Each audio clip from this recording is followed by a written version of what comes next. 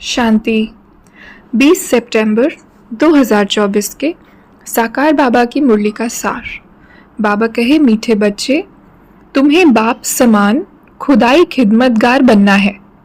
संगम पर बाप आते हैं तुम बच्चों की खिदमत करने। मीठे बच्चे, तुम्हें बाप समान खुदाई खिदमतगार बनना है। संगम पर बाप आते हैं तुम बच्चों की खिदमत करने। प्रश्न है, यह पुरुषोत्तम संगम युग ही सबसे सुहावना और कल्याणकारी है, कैसे? उत्तर, इसी समय तुम बच्चे, स्त्री और पुरुष दोनों ही उत्तम बनते हो। यह संगम युग है ही कलयुग अंत और सतयुग आदि के बीच का समय। इस समय ही बाप तुम बच्चों के लिए ईश्वरीय यूनिवर्सिटी खोलते हैं, जहां तुम मनुष्य से देवता बनते हो। ऐसी यूनिवर्सिटी सारे कल्प में कभी नहीं होती। इसी समय सबकी सद्गति होती है। ओम शांति। बाबा कहे, यह नॉलेज बच्चों को पुरुषोत्तम संगम युग पर ही सिखलाई जाती है। तुम्हारे सेंटर्स पर व म्यूजियम में बहुत बड़े बड़े अक्षरों में जरूर लिखा हुआ हो कि बहनों और भाइयों, यह पुरुषोत्तम संगम युग है जो एक ही बार आता है। पुरुषोत्तम संगम युग का अर्थ भी नहीं समझते हैं तो यह भी लिखना है, कलयुग अंत और सतयुग आदि का संगम। तो संगम युग सबसे सुहावना कल्याणकारी हो जाता है। बाप भी कहते हैं, मैं पुरुषोत्तम संगम युग पर ही आता हूं। तो संगम युग का अर्थ भी समझाया है। वैश्यालय का अंत, शिवालय का आदि, इसको कहा जाता है पुरुषोत्तम संगम युग। तुम बच्चों को मालूम है, हम खुदाई खिदमतगार सच्चे सच्चे ठहरे। एक को थोड़ी पढ़ाएंगे, एक पढ़ते हैं, फिर इन द्वारा तुम पढ़कर औरों को पढ़ाते हो। इसलिए यहाँ ये बड़ी यूनिवर्सिटी खोलनी पड़ती है। बच्चे जानते हैं आत्मा ही सारा पाठ बजाती है। मनुष्य ये नहीं जानते। वह तो कह देते आत्मा निर्लेप है। वास्तव में यह अक्षर रॉन्ग है। यह भी बड़े बड़े अक्षरों में लिख देना चाहिए, आत्मा निर्लेप नहीं है। आत्मा ही जैसे जैसे अच्छे व बुरे कर्म करती है, ऐसा ही फल पाती है।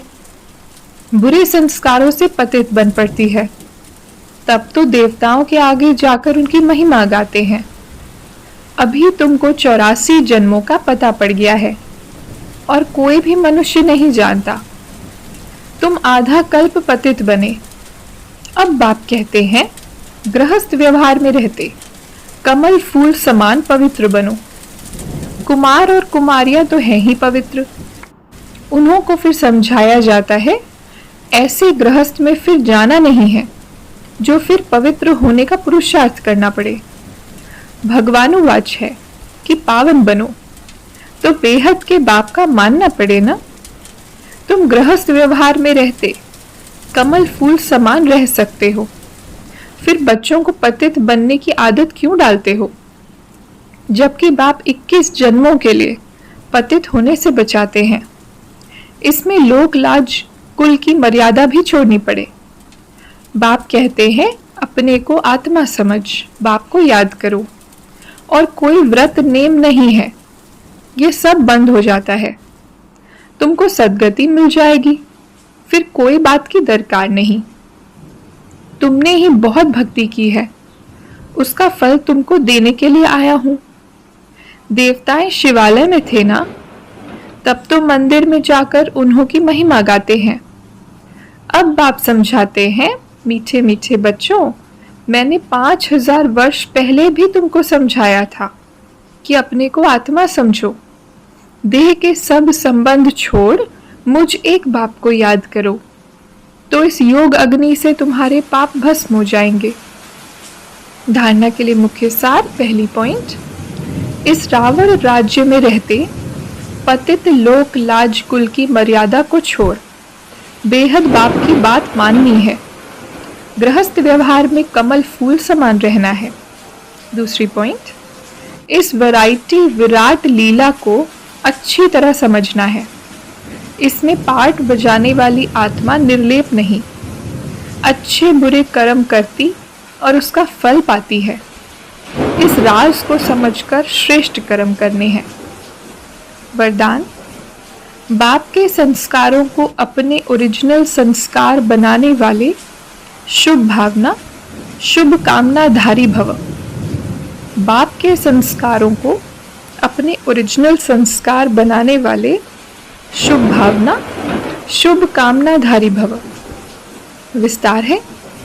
अभी तक कई बच्चों में फीलिंग के, किनारा करने के, पर चिंतन करने व सुनने के भिन्न भिन्न संस्कार हैं, जिन्हें कह देते हो कि क्या करें, मेरे ये संस्कार हैं। ये मेरा शब्द ही पुरुषार्थ में ढीला करता है। ये रावण की चीज है, मेरी नहीं। लेकिन जो बाप के संस्कार हैं वही ब्राह्मणों के ओरिजिनल संस्कार हैं। वह संस्कार है विश्व कल्याणकारी, शुभ चिंतनधारी, सबके प्रति शुभ भावना, शुभ कामनाधारी। स्लोगन: जिनमें समर्थी है वही सर्व शक्तियों के खजाने का अधिकारी है। जिनमें समर्थी है वही सर्व शक्तियों के खजाने का अधिकारी है। अच्छा, ओम शांति।